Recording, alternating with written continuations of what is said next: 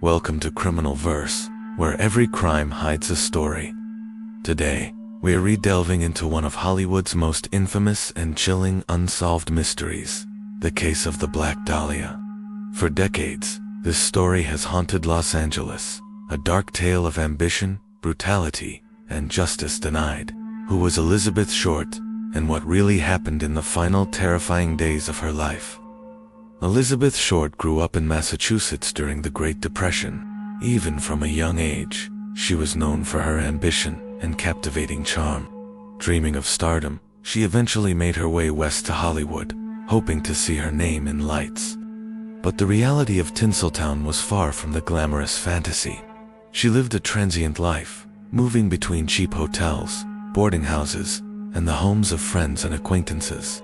She was a striking figure, often dressed in black, with porcelain skin and raven hair, an image that would later become iconic. But behind her determined exterior, Elizabeth's personal life was complicated. She formed a web of friendships and relationships across Los Angeles, many of which would later become focal points for a sprawling and ultimately fruitless investigation. Each connection, each new address, added another layer to the mystery that was about to unfold. The first week of January 1947 was a blur of activity for Elizabeth. She was seen at various downtown LA locations, including the Biltmore Hotel, often in the company of unidentified men. Witnesses described her as seeming restless, constantly on the move. By January 9th, after being dropped off at the Biltmore, she seemed to vanish completely. The last reported sightings were fleeting and vague. People recalled brief encounters, conversations that ended abruptly, and a general sense of unease that seemed to follow her.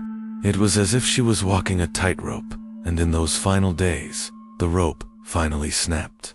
She was last seen alive, and then silence. 6 days later, on the morning of January 15, 1947, a mother and her young daughter were taking a walk in a quiet, developing neighborhood called Leimert Park. In a vacant lot, they saw what they first thought was a discarded mannequin. It was not. It was the body of Elizabeth Short. The scene was unlike anything even seasoned officers had ever witnessed. Her body had been surgically bisected at the waist and drained of blood. She had been meticulously cleaned and posed in a grotesque, deliberate manner. The precision of the cuts suggested the killer possessed anatomical or surgical knowledge. The sheer brutality of the crime sent a shockwave through the city of Los Angeles and quickly became a national sensation. Police knew instantly this was no ordinary murder. The combination of a sensational victim, a baffling crime scene, and the dawn of a new media age set the stage for chaos. The investigation was immediately complicated by the press, the public, and the forensic limitations of the era. The newspapers had a field day. They sensationalized every detail, giving Elizabeth her now infamous nickname, the Black Dahlia, likely a reference to her dark hair and a popular film noir of the time, The Blue Dahlia. The headlines were relentless, painting a picture of a mysterious, doomed woman caught in Hollywood's dark underbelly. This media frenzy fueled an intense public fascination, but it also severely hampered the police investigation. The LAPD was inundated with hundreds of tips, letters, and phone calls. Many were from well-meaning citizens, but a significant number were false leads, pranks, or from people simply seeking attention. To make matters worse, jurisdictional confusion between different police departments slowed progress. Detectives, many of whom were inexperienced with a crime of this magnitude, struggled to manage the overwhelming amount of information.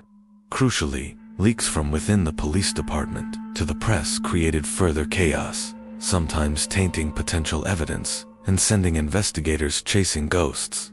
Over the years, the list of potential suspects grew to include dozens of men. From Hollywood figures and doctors, to drifters and petty criminals, anyone who had even a fleeting connection to Elizabeth was scrutinized. Astonishingly, more than 50 people, mostly men, confessed to the murder. Every single confession was proven false.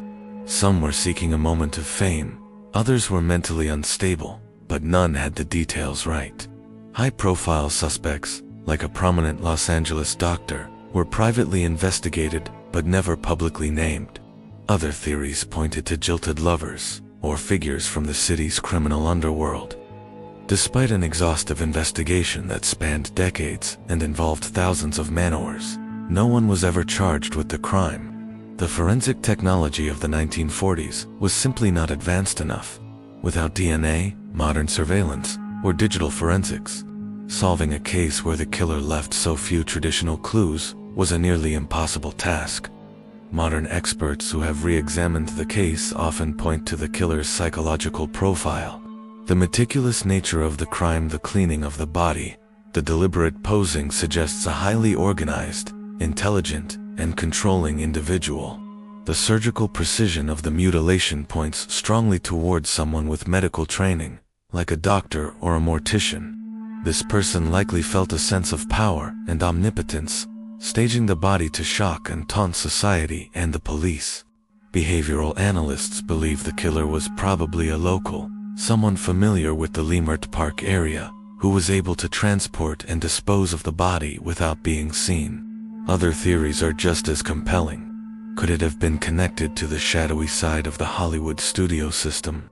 Was it an act of jealous rage from a rival? Or was Elizabeth simply the victim of an opportunistic predator who saw a vulnerable young woman and seized his chance? After more than 75 years, these theories remain just that, theories. Without a confession or concrete evidence, the truth remains buried. The Black Dahlia case has left an indelible mark on American culture. It has become the gold standard for unsolved Hollywood mysteries. Elizabeth Short's story has been retold countless times in books, films, documentaries, and even video games. Her name is synonymous with the dark, noirish side of Hollywood's golden age, a haunting reminder that behind the glittering facade of fame and fortune, there can be profound darkness. The case serves as a chilling symbol of ambition cut short, of a crime so shocking it defies explanation, and of an investigation that became a spectacle in itself. The image of the Black Dahlia, the beautiful, aspiring actress met with an unimaginably brutal end, continues to captivate and horrify the public imagination. Decades later, the fundamental questions remain unanswered. Who killed Elizabeth Short? Why was her body posed in such a horrific and deliberate way? Was it a single killer, or did someone else help? And perhaps the most tantalizing question of all, if this had happened today, with modern forensics and DNA technology, could the case have been solved within days? The mystery of the Black Dahlia isn't just a cold case. It's a piece of Los Angeles history, a ghost story that still wanders the city streets.